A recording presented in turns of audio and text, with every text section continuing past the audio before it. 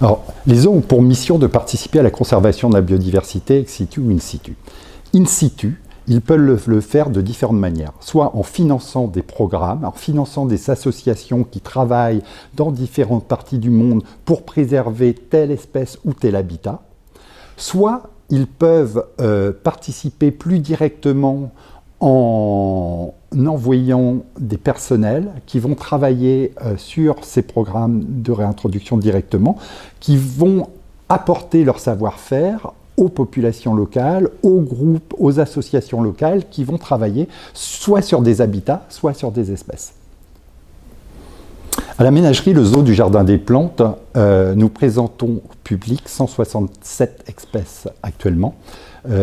Sur ces 167 espèces, 50 font partie de programmes d'élevage européens, c'est-à-dire pour ces 50 espèces, nous participons à ce programme en reproduisant ces individus étant part de la population européenne qui est gérée par l'intermédiaire d'un coordinateur, le coordinateur du programme d'élevage, qui va faire en sorte de gérer cette population d'un point de vue démographique et génétique pour essayer de préserver au maximum la diversité de cette espèce pour le long terme.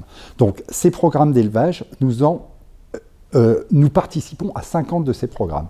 Nous gérons également un certain nombre de programmes. Par exemple, moi-même, je suis le gestionnaire de la population européenne d'Oryx d'Arabie, espèce qui avait disparu de son milieu naturel dans les années 70 et qui depuis a été réintroduit avec succès dans la péninsule arabique avec différents programmes, un programme en Oman, un programme aux Émirats arabes unis, le plus grand programme géré par l'Arabie saoudite, mais aussi des programmes en Israël, en Jordanie, donc un certain nombre de programmes sur l'ensemble de la péninsule.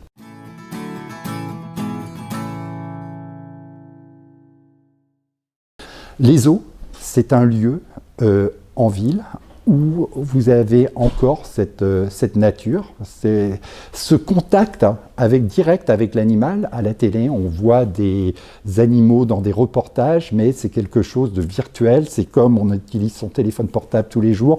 On a une relation virtuelle avec les choses, mais pas une relation sensible. Et les zoos permettent d'avoir cette relation sensible. Donc l'éducation, c'est quelque chose d'hyper important. Conservation, éducation. Donc c'est les deux grandes missions aujourd'hui des parcs zoologiques. Donc pour être un parc digne de ce nom et digne de participer à la communauté internationale des parcs zoologiques et des grandes associations, il faut que vous prouviez que vous participez à ces deux grandes missions.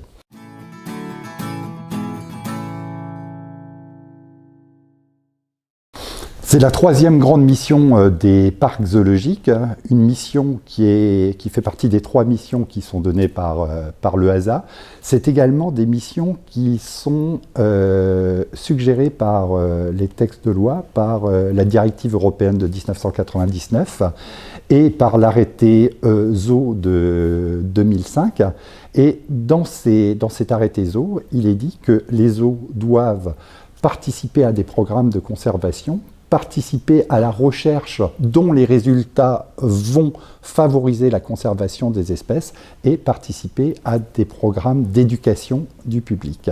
Donc la recherche fait partie de ces grandes missions.